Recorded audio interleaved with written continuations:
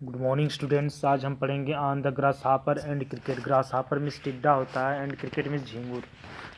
ये जो है पोएम जॉन कीट्स के द्वारा लिखी गई है।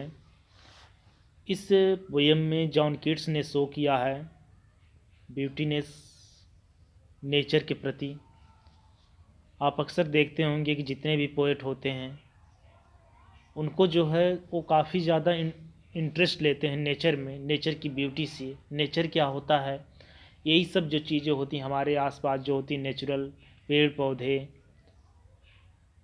नदियाँ, झील, ये सब जो नेचुरल हमें मिले हैं, माउंटेन्स, ये सब जो नेचुरल ब्यूटी हैं, इसमें अक्सर जो जितने भी पोएट्स होते हैं काफ़ी इंटरेस्ट दिखाते हैं। आइए स्टार्ट करते हैं पोएम।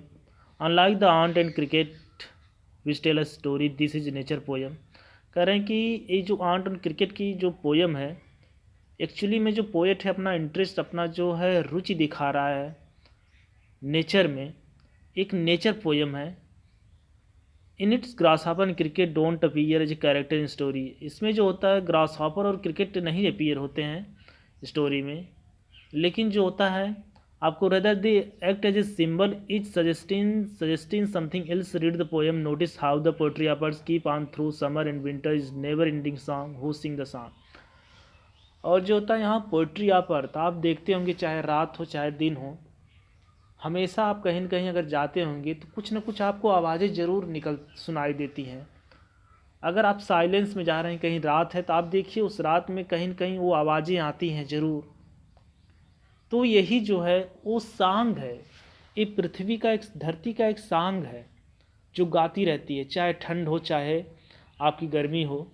ये दोनों मौसम में जो होता है, ये जो पोइट्री ऑफ अर्थ की है, ये जो सांग है धरती की, वो हमेशा कंटिन्यू, चाहे रात हो चाहे दिन हो, ये सांग हमेशा कुछ न कुछ चलता रहता है। आइए स्टार्ट करते हैं। The poetry of earth is never dead. जो पोइट्री ऑफ अर्थ, जो पृथ्वी की जो गीत हैं वो कभी ख़त्म नहीं होते हैं। When all the birds are faint with hot sun, जब सभी चिड़िया, आप जानते हैं चिड़िया क्या चहचहाती हैं, तो कह रहे हैं जब सभी चिड़िया जो होती हैं उस हॉट सन से टायर्ड होकर के हाइड हो जाती हैं, किसी कूलिंग ट्री में, किसी पेड़ पे जाकर बैठ जाती हैं। A voice will run from hedge to hedge about new mown mead, तो तब भी एक वॉइस निकलती है, एक वॉइस आवाज़ आती है। उन जैसे छोटे छोटे घास नहीं होती उनमें से आप देखते होंगे आवाज़ आती है। That is grass hopper. वह क्या, किसकी आवाज़ है? वो ग्रास हापर की आवाज़ है। It takes the lead in summer luxury. वो जो होता है वो समर लग्जरी में जो होता है अपने आप को आनंद मनाता रहता है। He has never done with his delight. उसकी जो डिलाइट है वो कभी ख़त्म नहीं होती है। समर के मौसम में वो हमेशा गाता रहता है, जो आवाज़ें आती है वो आती रहती है। For when the tired out with fun, जब वो अपने इंटरेस्ट, जब अपने वो इंजॉय से थक जाता है, he rest at ease beneath some pleasant weed, तो रेस्ट करता है किसी प्लीजेंट वीड में, घास में जा कर के। अब कह रहे हैं तब भी जो होता है समर का हुआ। The poetry of ceasing never on lone winter evening when the frost has wrought is silence from the stone thrills the cricket song.